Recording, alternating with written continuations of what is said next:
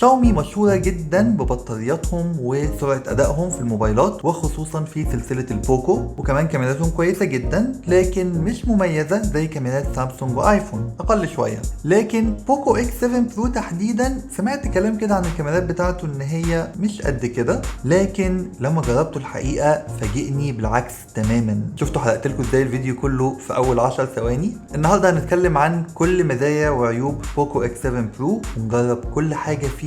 معاكم اسلام واهلا في ثروبيديا. كتير بسأل نفسي ليه لسه بحط الانبوكسنج في اول مراجعة اي موبايل، بس ده بوكو فمهم تعرف ايه اللي بيجي معاه. شايفين حجم العلبة؟ ما تتقارنش باحجام علب سامسونج وايفون خالص، اكبر منهم هما الاتنين سوا اصلا رغم ان السعر اقل من تلت اي واحد فيهم. الموبايل اللي معانا باللون الاسود نسخة 512 جيجا ورام 12 مش 8 عشان بيكون فيه موديلات تانية 8 جيجا رام. اول ما نفتح العلبة بنلاقي علبة تانية فيها ابرة السيم تري، كتالوجات، كفر لظهر الموبايل رمادي شيك جدا جدا ومحترم. بعد كده الموبايل نفسه لازم اقلب العلبة عشان اطلعه، بيجي في تغليف بسيط وستيكر على الظهر وشكله بصراحة جميل جدا شيك قوي قوي، لدرجة اني عايز اقول لكم ارموا كفر الموبايل ده، الموبايل اشيك كتير من غيره، بس لان الموبايل ده من البلاستيك، ظهره من البلاستيك، الفريم من البلاستيك، فلا معلش خلونا نستخدم الكفر اضمن. لازال برضه شكله شيك بس الموبايل فعلا من غيره اشيك كتير. غير فرق اللمعة نفسها ما بين تلت وتلتين الموبايل، لكن في فرق في الباترن كده، درجات الاسود واللمعات المختلفة جميل جدا ما شاء الله.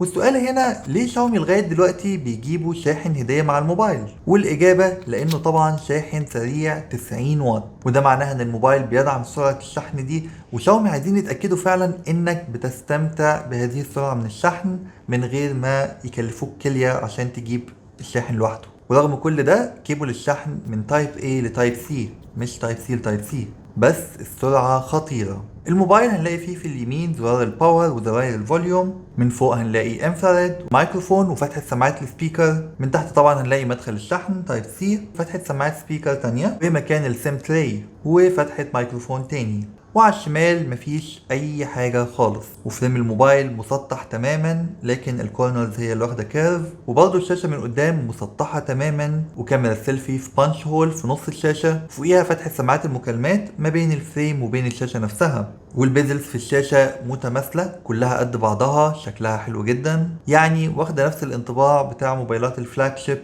مش موبايل من الفئة المتوسطة. في الظهر لوجو بوكو يعتبر صغير مش كبير، وهنلاقي في نفس مستوى الظهر الفلاش ليد وكاميرتين اتنين بس في دواير مدورة كبيرة جدا بارزين عن ظهر الموبايل على مرحلتين، وشكلهم في رأيي شيك كلاسيكي جدا وفي نفس الوقت مناسب لأي حد من أي عمر، كبار وصغيرين. ديزاين الموبايل هنا بصراحة قوي جدا جدا. الموبايل كمان وزنه خفيف مش تقيل فمريح جدا في استخدامه لفترات طويلة.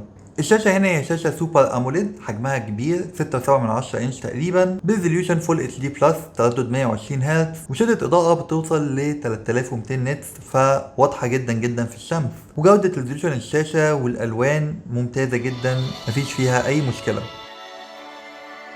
بيجي كمان عليها طبقة حماية كورنينج جوريلا جلاس 7، وكمان الموبايل بيطلع من العلبة فيه سكرين بروتكتور ملزوقة على الشاشة، يعني مش محتاج تجيب معاه أي حاجة خالص، كفر سكرين شاحن كل حاجة لازالت بتيجي مع الموبايل، مش محتاج غير الموبايل فقط. الموبايل كمان بيجي بدرجة حماية من المية والأتربة IP68، يعني يقدر ينزل في المية لغاية عمق متر ونص تقريبا، وكمان في بعض الأسواق بيجي ب IP69، دي درجة حماية نادرة ما بنشوفها على الموبايلات، المفروض انها بتقدر تخليه يستحمل الهوت ووتر جيتس، يعني حتى لو وقع في جاكوزي سخن مثلا المفروض ان هو مش هيتأثر خالص بالمية، لكن لازال ما انصحش اي حد ان هو يجرب بنفسه، ضمان معظم الشركات مش بيغطي دخول المية للموبايل، ده موضوع وقصة كده محتاج ابقى اعمل لها حلقة لوحدها. الموبايل بيجي ببصمة تحت الشاشة سريعة وعملية جدا جدا كعادة شاومي، أسرع وأفضل من موبايلات كتير من موبايلات الفلاج شيبس من سامسونج مثلا، وبتفتح دايما من أول مرة، وبرضه الفيس انلوك هنا سريع ويعتمد عليه وبيفتح من كل الزوايا تقريبا. والموبايل زي ما شفنا بيجي بسماعة فوق وسماعة تحت، يعني سماعة ستيريو، صوتها كويس جدا وواضح وعالي. يمكن في موبايلات تكون السبيكر بتاعتها اعلى شويه من كده، لكن كواليتي الصوت هنا فعلا محترمه جدا. وبرضه زي ما شفنا في لمبة انفراريد، فده معناها ان في مي ريموت اللي بيخليك تقدر تضيف اي ريموت لاي جهاز على موبايلك وتستخدم بعد كده الموبايل نفسه في التحكم في الجهاز ده. الموبايل كمان فيه بروكسيميتي سنسور فعلي بيشتغل كويس جدا، مش هتلاقي الموبايل بينور ابدا على ودنك خلال المكالمات. وبرضه فيه NFC وفيه بوصلة ويو اس بي اون ذا جو وكل الاوبشنز العادية التانية، لكن مفيش فيه راديو. اما البطارية هنا فرغم الوزن الخفيف ده وسرعة الشحن الخرافية فهي بطارية 6000 ملي امبير، بطارية ممتازة كبيرة جدا بسهولة جدا بتكمل اكتر من يوم. ومع سرعة الشحن دي فاداء الموبايل هنا في البطارية ممتاز جدا، لكن مفيش اوبشن للشحن اللاسلكي. اما بالنسبه لاداء الموبايل فالموبايل بيجي بمعالج ميديا تك ديمنسيتي 8400 الترا، وده معالج بتكنولوجي 4 نانومتر، اداؤه محترم جدا جدا، واخد انتوتو بنش مارك حوالي 1.5 مليون نقطه تقريبا، يعني اسرع من بعض الفلاج شيبس اللي موجوده دلوقتي في السوق. والمهم اللي بتيجي 256 او 512، ودي نسخه 512 بتيجي من نوع يو اف اس 4 فسريعه جدا جدا. حتى الاوتو جي هو تايب سي 2 فبرضه سريع جدا. فالموبايل هنا اداؤه ممتاز تقريبا في كل حاجه. حاولت اجربه مع اتقل الجيمز الموجوده واشوف الفريمز بير سكند، ولقيت الموبايل اداؤه بجد ممتاز جدا جدا. ومع الاستخدام الطويل واللعب الكتير جدا يا دوب بيسخن حاجه بسيطه، وكمان مش بيسخن للدرجه اللي ممكن تخليك متضايق وانت ماسكه. فسرعه الاداء هنا هي فعلا اقوى حاجه موجوده في الموبايل ده لو انت استخدامك تقيل جدا جدا للموبايل، سواء في شغل او ابلكيشنز تقيله او في جيمز او في اي حاجه.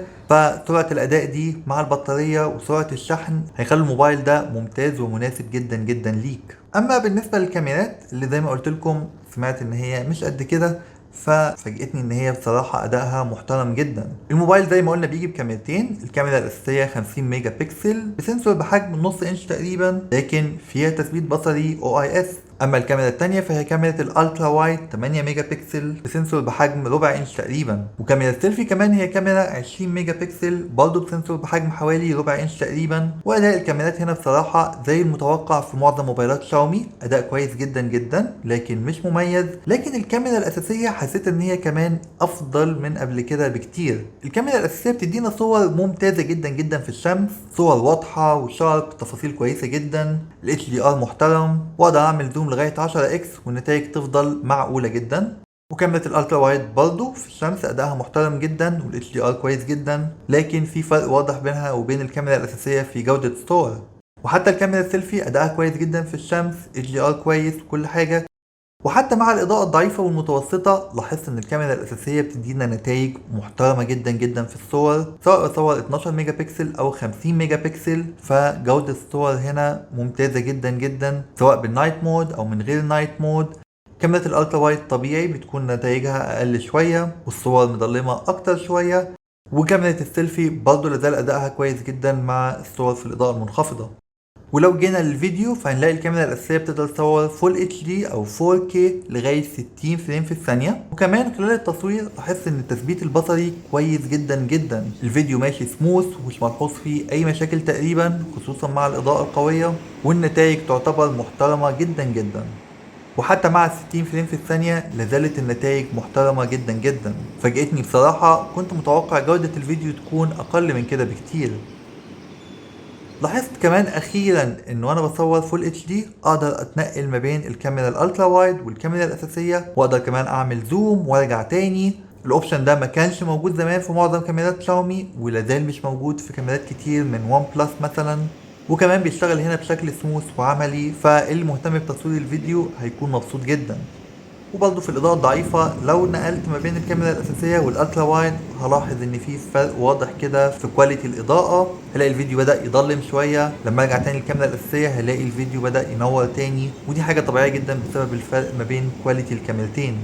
أما كاميرا السيلفي في الفيديو في الإضاءة المنخفضة فلاحظت إن هي فعلا جودتها أقل كتير. دي كده الكاميرا السيلفي، الفوكس بيكون ضعيف والتفاصيل معظمها بتكون باهتة جدا، رغم ان الاضاءة مش ضعيفة قوي للدرجة دي. نقدر نقول فعلا ان كاميرا السيلفي هنا ادائها في الفيديو اقل من المتوقع.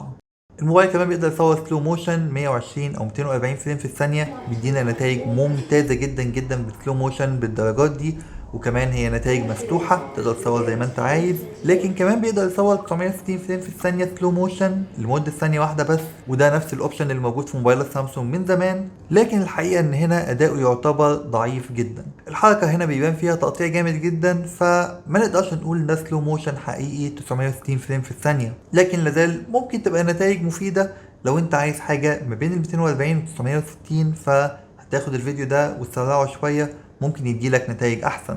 وطبعا في كل الاوبشنز التصوير العادية اللي متعودين عليها من شاومي، بانوراما، لونج اكسبوجر وغيره، لكن كل الحاجات دي بتحتاج تعمل لها داونلود. فاقدر اقول ان الكاميرات هنا زي المتوقع من شاومي، ويمكن كمان الكاميرا الاساسيه افضل بكتير من قبل كده، وكمان مع الاوبشنز الجديده بتاعتنا انا اقدر اتنقل خلال الفيديو ما بين الكاميرات. فالكاميرا الاساسيه هنا فعلا في رايي فاقت توقعاتي عن الموبايل ده، لكن كاميرا السيلفي فعلا هي اللي ممكن تكون مش على نفس المستوى المطلوب في الموبايل ده. فخلاصة كلامنا عن بوكو اكس 7 برو، الموبايل هنا موبايل ممتاز جدا جدا، سرعة اداء خرافية، بطارية محترمة جدا، شاشة سوبر اموليد، وكمان مع درجة حماية IP68 و IP69. فالموبايل هنا بيديلك اوبشنز كتير جدا من اللي موجودة في الفلاج شيبس ويمكن اعلى كمان، واسعاره كمان بتبدأ من حوالي 300 او 350 دولار تقريبا، ما يوازي 1000 درهم او ريال سعودي، وفي حدود ال 20,000 جنيه مصري تقريبا. ففي رأيي هو من الصفقات الممتازة جدا جدا بالنسبة لسعره،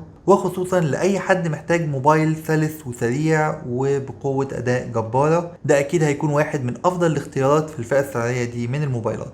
لو عندكم أي أسئلة بخصوص بوكو اكس 7 برو اكتبولي في الكومنتس وهحاول أجاوب عليكم بإذن الله. لو عجبتكم الحلقة ما تنسوش اللايك والشير، ولو بتحبوا النوع ده من المحتوى ما تنسوش تتابعوني، اعملوا سبسكرايب في القناة، واشوفكم في فيديو جديد. سلام.